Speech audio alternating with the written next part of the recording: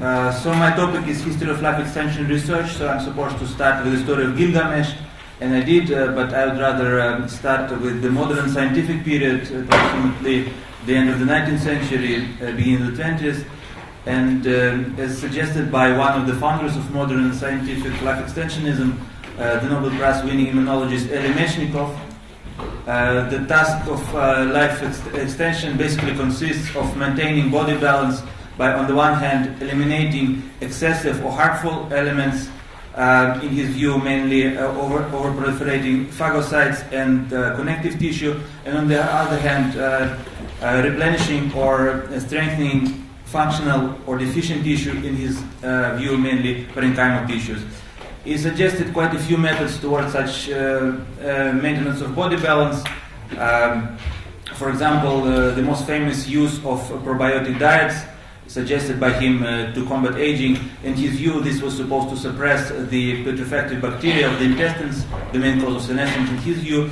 On the side of elimination or subtraction. On the other hand, this would ease the toxic load on parenchymal tissue and allow their proliferation on the side of supplementation or addition. In other words, the task of life extension consists in subtraction and addition toward balance.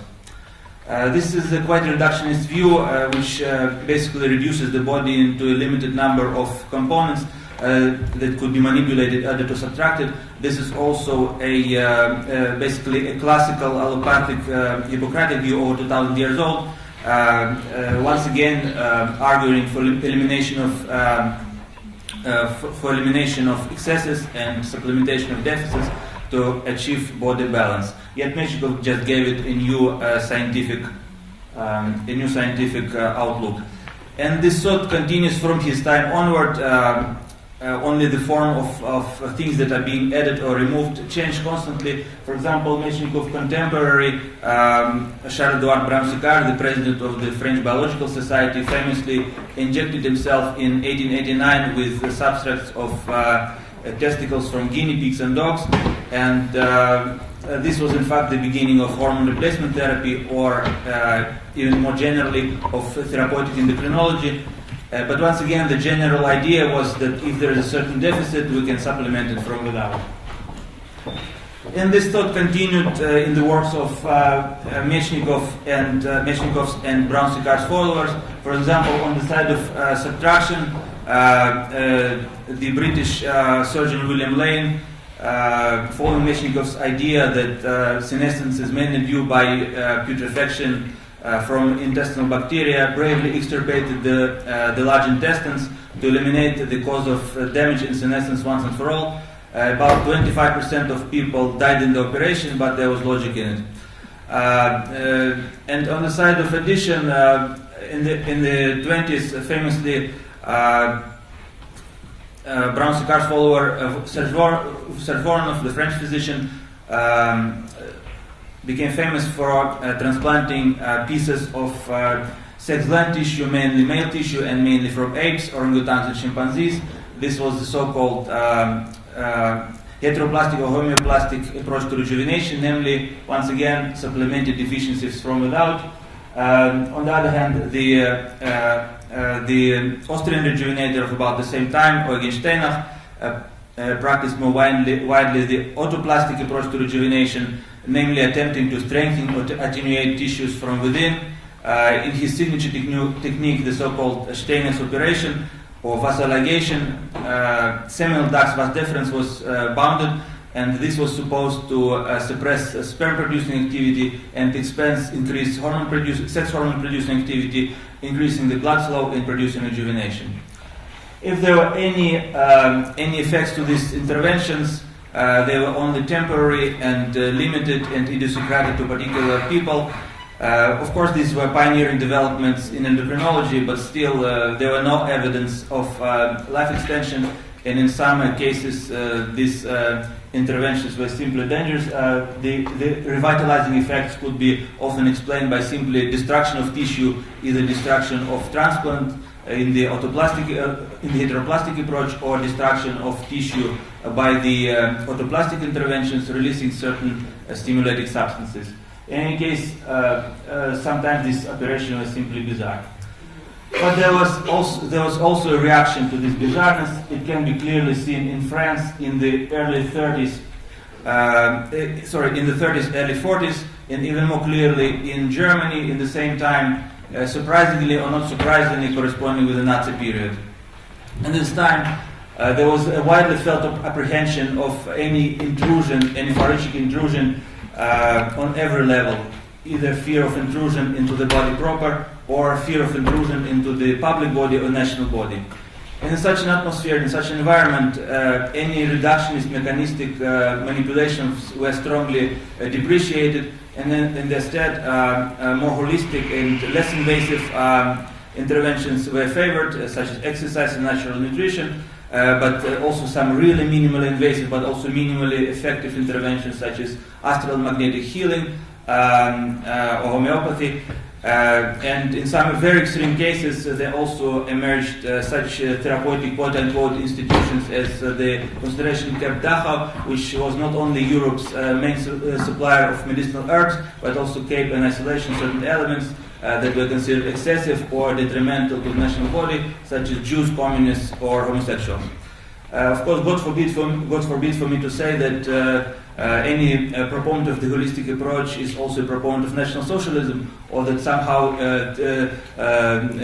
caution in applying new interventions is not advisable. But still, these historical examples serve to show that the holistic approach is not without its drawbacks when taken to extreme, and once again showing the importance of balance, even balance between reductionism and holism. And after the war, how much time do I have?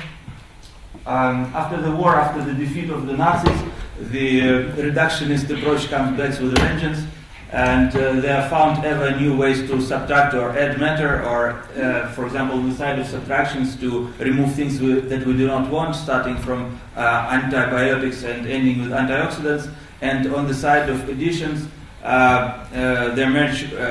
almost every imaginable organ becomes transplanted from head to toe, and indeed both heads and toes were transplanted. Head was transplanted in a monkey by the American William Wright in 1963, and into a dog by the Russian Vladimir Demikhov in 1956.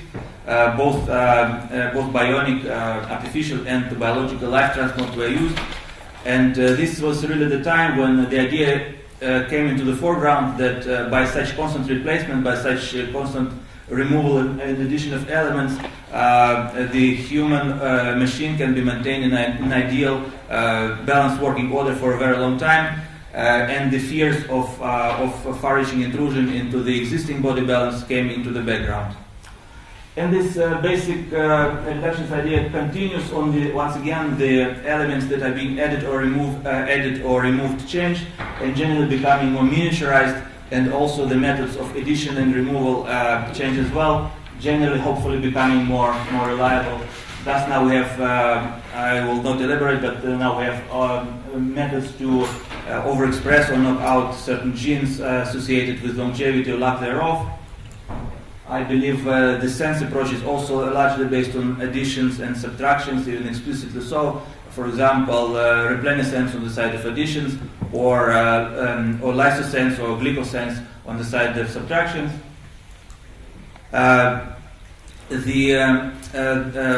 The subtraction additions now come to the molecular level, to the nano level. On the side of subtractions, we have nanoparticles to destroy particle cells. And also they're already emerging the first prototypes of artificial immune cells, and on the side of addition there will hopefully emerge sooner or later or sometimes devices for molecular repair, and there are already prototypes for particles to supply deficient oxygen, not yet nanoparticles but microparticles. In my belief, this is a hugely important development, as let's say 100% of cases of death are caused by lack of oxygen supply. But still the idea is the same, to remove excesses and add deficits. There are also ways to add and remove elements using robotics technology, robotic surgery on the side of subtractions, mechanized artificial organs on the side of additions. But still, the same reductionist thought remains. that we will eliminate excess and supplement deficit, and in this way maintain the human machine in ideal working and balanced order. But of course, it was important to emphasize that both the reductionist and the holistic approach always coexisted side by side. Only one can still speak about relative trends of reinforcement. And of course, the heuristic approach did go anywhere, emphasizing the thousands and year-old methods such as mind over matter, meditation, rest, moderation in nutrition, very important, natural nutrition, less adulterated, exercise, and of course the less minimally invasive devices. Why? Oh, sorry. So these two approaches really coexist, and I don't really have much time to go into details. I just wanted to emphasize this constant opposition between reductionist and holistic approaches to life extension, and quite a few questions arise in this regard. So first of all, which approach is actually better, seeing especially that these are binary opposites. You can either have one or the other. A holistic entity by definition cannot be reduced into elements. And also considering the fact that these approaches usually involve quite different therapeutic approaches, usually more invasive in terms of reductionism or less invasive in terms of holism. And as we have seen, each approach is not without its setbacks. For example, with the reductionist approach, there is always a danger to miss a certain component or misplace a certain component, and thus destroy the architecture. One second. And with the holistic approach, there is also a danger to abandon analysis and even reason altogether. But paradoxically, both approaches seek balance, but by opposite means. And the more basic question is, what is actually this balance that we are seeking? How can it be formally defined or measured? And what elements are essentially detrimental and excessive, or functional or deficient? How do we know? As we have seen, the perception of such elements change constantly, and there are huge controversies regarding the dosages that can be considered either excessive or deficient regarding any particular substance, not to mention their combinations. I'm an historian of medicine, so I don't have any background in systems biology or cybernetics or even logistics. So I don't even have a clue how to even begin to answer these questions, but I would like to pose them to you, and would be grateful for any comments and suggestions. Thank you. Thank you.